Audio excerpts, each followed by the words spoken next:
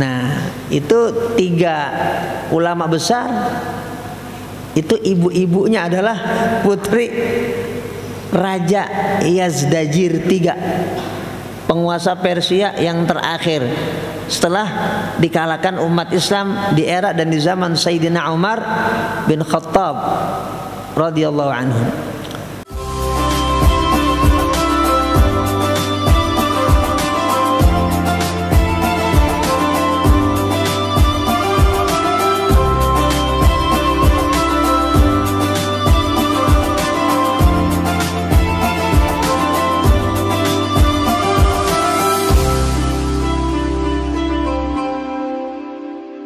Ibnu Syihab namanya Muhammad bin Syihab Az-Zuhri.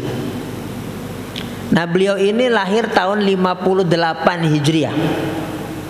Lahir tahun 58 Hijriah dan wafat tahun 124 Hijriah. Lahir tahun 58 Hijriah dan wafat tahun 124 Hijriah. Ini dari generasi tabi'in. Namanya Ibnu Syihab Az-Zuhri. An Salim ibn Abdullah an abihi an Rasulillah sallallahu alaihi wasallam. Beliau ini meriwayatkan dari seorang tabi'in juga. Jadi tabi'in meriwayatkan dari tabi'in. Namanya Salim bin Abdullah. Salim bin Abdullah ini cucu Khalifah Sayyidina Umar bin Khattab radhiyallahu anhu. Berarti namanya Salim bin Abdullah bin Umar bin Khattab.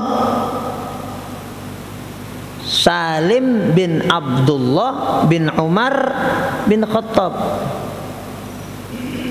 Ini tabi'in besar. Waktu tinggal di Madinah, beliau itu jadi rujukan penduduk Madinah dan juga rujukan ulama Madinah dan selain Madinah di zaman dan generasi tabi'in. Namanya Salim bin Abdullah bin Umar bin Khattab. Nah, ada yang menarik ini tentang kisah dari tabi'in sekaligus ulama besar sekaligus cucunya Sayyidina Umar yang bernama Salim bin Abdullah bin Umar bin Khattab. Jadi di zaman Sayyidina Umar itu Iran dan Irak namanya Persia. Waktu itu penguasanya atau rajanya namanya Yazdajir III. Ketika umat Islam membuka Persia di zaman raja terakhir namanya Yazdajir III, Raja Yazdajir III ini punya 3 putri. Nah, 3 putri ini kemudian dinikahkan. Pertama, dinikahkan kepada putra dari sahabat Abu Bakar As-Siddiq radhiyallahu anhu. Namanya Muhammad bin Abu Bakar. Muhammad bin Abu Bakar itu putra dari sahabat Abu Bakar. Istrinya itu putri raja Persia. Yang kedua, dinikahkan kepada yang meriwayatkan hadis ini. Tadi an abihi Abdullah bin Umar bin Khattab. Anaknya Umar. Nikah kepada putri Raja Yazdajir. Tentu kemudian jadi muslimah. Nah, dari Muhammad bin Abu Bakar yang nikah dengan putri Raja Persia lahir sosok besar namanya Qasim Al-Qasim. Jadi kalau kita membaca sejarah Islam ini semuanya orang besar. Putranya Muhammad bin Abu Bakar itu namanya Qasim. Ibunya Qasim itu putri raja. dan kemudian jadi ulama besar. Qasim bin Muhammad bin Abu Bakar itu ulama besar generasi tabi'in. Bukan hanya besar karena cucunya Abu Bakar, jadi bukan besar karena keturunan Raden, bukan itu saja, tapi memang besar secara akhlak, secara ilmu. Lah ini Salim, ibunya juga putri raja Persia yang ada di sini. An Salim bin Abdullah. Ibunya Salim itu putri raja Persia. Dan Salim ini ulama besar. Riwayatnya bukan cuma di Sahih Muslim, tapi juga dalam Sahih Bukhari. Ternyata putrinya raja nikah dengan ayahnya Salim, namanya Abdullah bin Umar bin Khattab. Berarti beliau ini cucunya Sayyidina Umar. Nah, satu lagi itu putri raja Persia nikah kepada cucu Rasulullah sallallahu alaihi wasallam, yang juga menurunkan yang kita sebut di Indonesia namanya habaib. Jadi habaib itu yang ada di Indonesia, jiddahnya, neneknya orang Persia. Kenapa? Karena Sayyidina Husain bin Ali, cucu langsung Rasulullah sallallahu alaihi wasallam, itu menikah dengan putri raja Persia, Iran. Lahirlah sosok besar,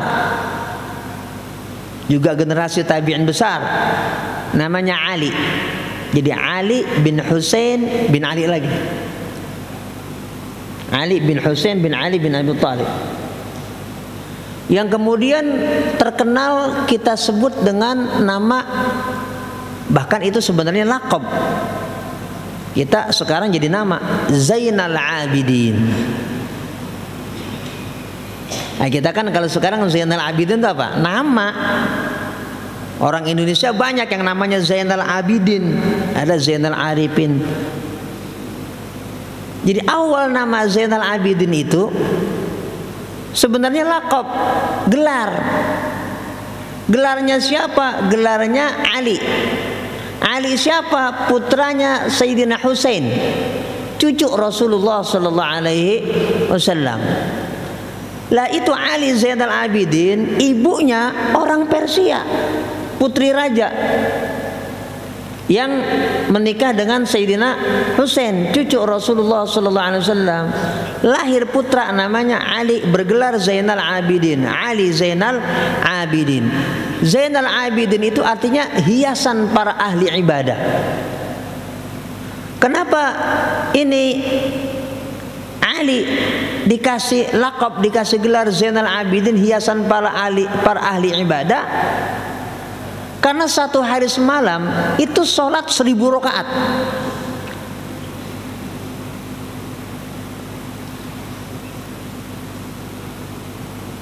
Sholat 1000 rakaat.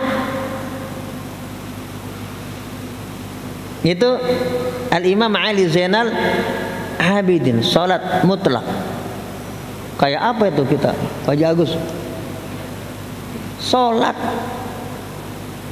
1000 rakaat, bajikan, kira-kira kita kuat nggak? Ora.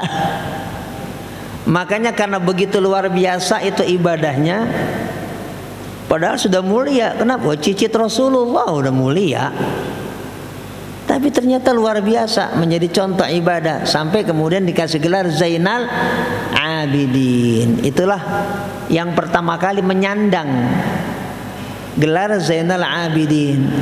Sampai kemudian umat Islam juga banyak yang namanya Zainal Abidin. Sampai sekarang orang Islam Indonesia banyak yang dikasih nama Zainal Abidin. Mudah-mudahan ibadahnya mengikuti Al-Imam Ali Zainal Abidin. Mengikuti nggak mesti sama, paling nggak ibadahnya banyak. Minimal qobliyah ba'diyah jangan ditinggal, minimal. Apalagi sholat 5 waktu. Nah, itu 3 ulama besar. Itu ibu-ibunya adalah putri Raja Yazdajir III, penguasa Persia yang terakhir. setelah dikalahkan umat Islam di era dan di zaman Sayyidina Umar bin Khattab radhiyallahu anhu.